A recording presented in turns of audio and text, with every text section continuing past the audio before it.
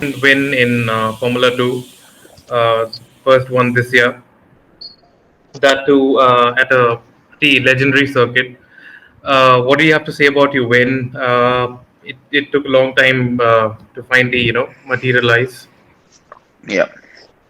Yeah, honestly, obviously the season has had its own ups and downs. I started off very strong in Bahrain, then had a tough Monaco, had a decent Baku again, and a tough Silverstone. So, there was one good round, one bad round. So I kind of wanted to, get back on track after a long break in Monza.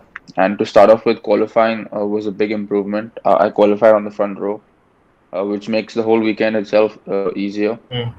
And in sprint race two, I also started on the front row, led off the line, and pretty much from then I just controlled the pace, and it felt really, really good to win. It felt like a long time coming for me, and then to hear the national anthem on a podium like Monza, Yeah. from all feels amazing. So I'm really, really happy, and like I said, I've had one good, one bad weekend. So hopefully next weekend in Sochi, I can have a repeat of another good weekend. Obviously a win is a win and everything's very important, but there are tracks which are just kind of, Monza with the history, with, what does a win at Monza feel like? I think it's especially good, not only the history, but also because of the type of circuit. It's always difficult to Mm. pull away as the leader and Mm. win because of the amount of slipstream there is in Monza. Mm. So, to have that kind of pace, to back up the pace from qualifying in all the races, really gave me a lot of confidence, and it's also going to give me confidence to carry into Sochi. So it wasn't like the qualifying or anything was a fluke to be on the front row. Mm. It showed that we were strong. We had a strong package, and that helped me to win the race. I've noticed all your podiums in Formula 2, be it Bahrain or Baku or Monza, they've all come at high speed tracks where, which have long straights, paces, Yeah. yeah, average speed is pretty high. Do you like these kind of tracks? Do they suit you more than other tracks? Yeah, I think it does suit me. I'm normally quite good on braking, and also the strong points of our car is like top speed and braking. So I think a combination of both also helps. But in fact, in Silverstone, I just feel like I underperformed. The car was good, Dan over there was on the podium, so I feel like. Obviously, the strengths of the car also really show at the tracks like Monza. I'm sure we'll be really quick at Sochi again, and also, like I said, I'm normally good on tracks with big braking zones. So I think combination of both really shows. Okay. How would you rate your season? How do you think you performed overall throughout the year? I mean, you started out well in Bahrain, then through maybe a slightly lean patch. Now, finally, achieving a win in Formula 2. Yeah, I think definitely not the season I would have liked to have had so far in terms of scoring points. I feel it's also difficult with when you have a couple of bad weekends in a 8 round championship to really come back and fight for the championship title. So all in all, right now I sit in seventh place. It is not my goal or my ideal standing, but in a competitive grid like this, at the end of the year, if I can finish in the top 4 or 5, I think after the season I've had so far, it'll be a good result. Okay, and with races coming up in Sochi and Jeddah and Yas Marina, what are your expectations? Plus, Jeddah will be a completely new circuit. It'll be green for everyone. So, Yeah. Yeah, I think just because of how the calendar is this year, we almost have time to take it race by race. So obviously we have Sochi coming up next week, so we'll do all the prep for Sochi, and then we have another over 2 months off. So we have time to like learn the track as much as possible on the simulator for Jeddah, and and then prepare for Jeddah and Abu Dhabi separately. So my sole focus right now is on Sochi. I'm not really thinking about the rounds after. I think also we have to see how Sochi goes and then take decisions for my future plans and as well after.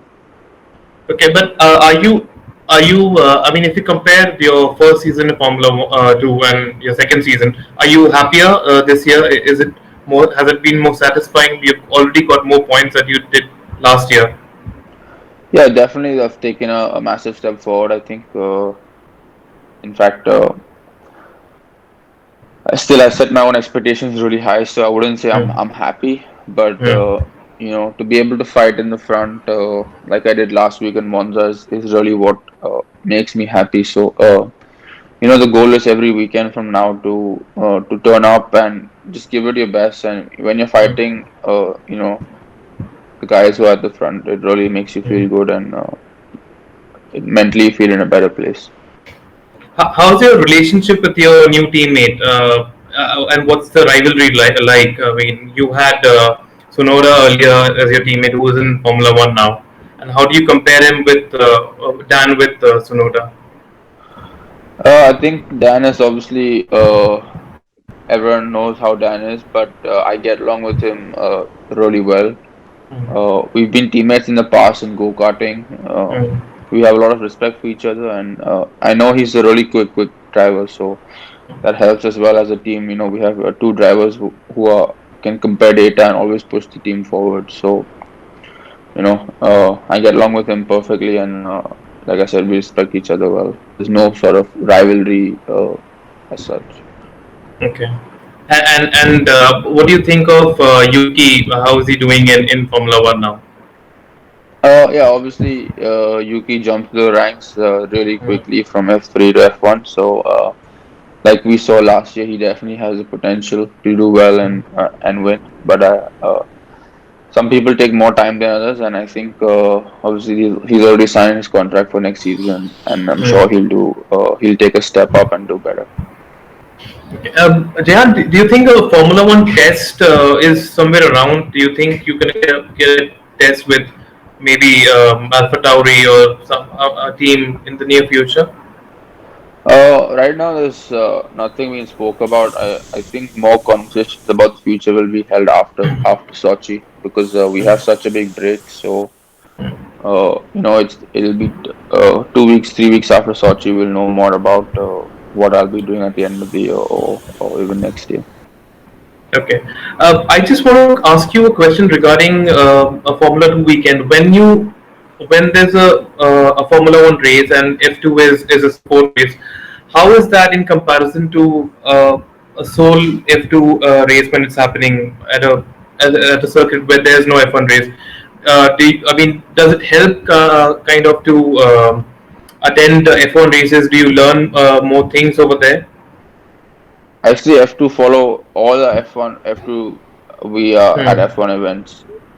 Only for all the 8 rounds that we have this year, they're all at F1 events. So Oh, yeah. we Hmm. don't have the chance to not experience the vibe of Formula One. But does it help being in the Formula 1 paddock and As such, being around the we're not in the paddock. Only we come to the pit lane before our races, and with COVID right now, no one's allowed to even mix bubbles. So you don't see anyone from the F1 paddock and stuff. But when you are on the podium and you do win the race, Dr. Marco is there to see you and stuff. So I think that does make a difference, and everyone in the Formula One is also like watching the F2 race to kind of see the conditions and everything. So I think that's good for us as drivers. you mentioned Dr. Marco. How is your relationship with him? Yeah, I think we get along pretty well. Obviously, for next year now, it just depends on how Sochi goes, and I'll have a conversation with him in the next few weeks to see what our future holds together. Okay. And talking about the future, do you have what are your thoughts on your future next year? Anything that's coming up? I really don't know, honestly. Obviously, the driver market is closed pretty much for Good. Formula One, so I think it just depends on how the next race goes, and what the right thing for me would do to do next year would be. So I think there's a few decisions to be made, but I'm not really sure right now. Okay. You made the switch to Formula 3 Asia Championship also earlier this year. How was it, switching from one series to another and then coming back again to F2? Honestly, no problem because obviously they are run at separate times of the year, so Hmm. you get time to get used to each car. But also, after doing so many years in racing, you kind of you can switch over quite easily and adapt to different cars and their demands and their needs. Okay. And are you also interested in sports car racing? Do you see some time in the future going into sports cars? For now, not. I'll just Okay. focus on Formula One. All right. And so, what do you guys do when you're off, when you're not racing nowadays? How do you spend your time? So after Sochi, I'll go back home to Mumbai. Okay. Probably spend a month home, and then probably come back after that and spend a month just being back in England. Preparing for Jeddah and Abu Dhabi. So apart from training, like physically, there's not really much else that we do except tricks. Okay. And being part of the Red Bull Junior team, do you get to visit their factory in England? Do you get to interact with their engineers, etc.? Yeah, but it's more for simulator for us for Formula 2. So we go there before every weekend to prepare for a day or so. Okay. And that's just linked more to our Formula 2 stuff to help us on track to prepare as much as possible for the race weekend. So it definitely does help. And, you know, other than that, again, with COVID-19 and the bubbles, we can't really mix with the F1 people as much. All right, Jayan. Thank you. Thank you for taking time out for speaking to me. I hope you liked Thank the you. headline the last time. Yeah, I think you remember Champagne Daruwala. yeah, I remember. Thank you. Yeah. All right. Thanks, Jayan. Thank you. Thank you. Thank you.